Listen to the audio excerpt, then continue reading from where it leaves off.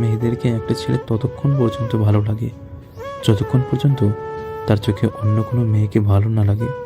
প্রকৃত পুরুষটা সবসময় এক নারীতেই আসক্ত থাকে।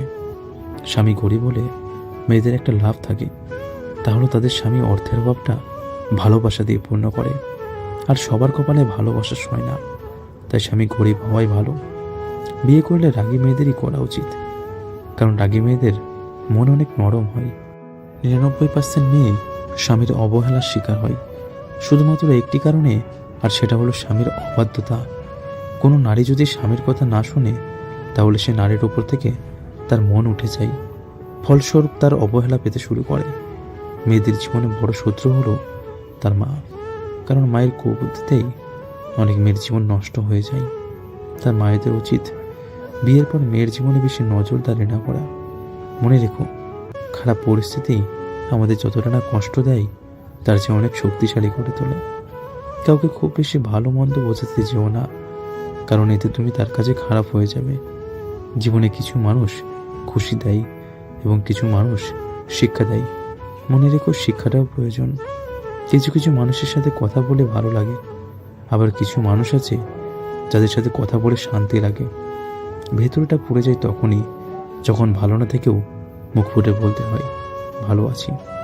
চুপ থাকতে শিখুন, দেখবেন যে একদিন আপনার সাথে খারাপ ব্যবহার করেছে সেও একদিন আপনার পায়ে এসে পড়বে।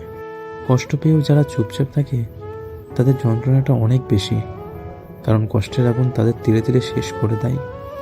সবার উপর রাগ করা যায় না, রাগ করতে অধিকার লাগে। যাকে বেশি আপন ভাবা হয়, যার উপর বেশি অধিকার, কেবল তার উপরে রাগ করা যায়। অতিরিক্ত ভালো মানুষই না দেখানোই ভালো, কারণ ভালো মানুষটাকে মানুষ এখন দুর্বলতা ভাবে।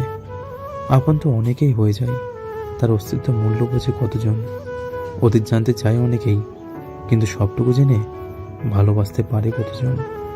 তুমি কতটা কষ্টে আছো তা কেউ দেখতে আসবে না, কিন্তু প্রাণ খুলে হেসে দেখো যে হাসিতে হিংসে করার মতো লোকের অভাব হবে না।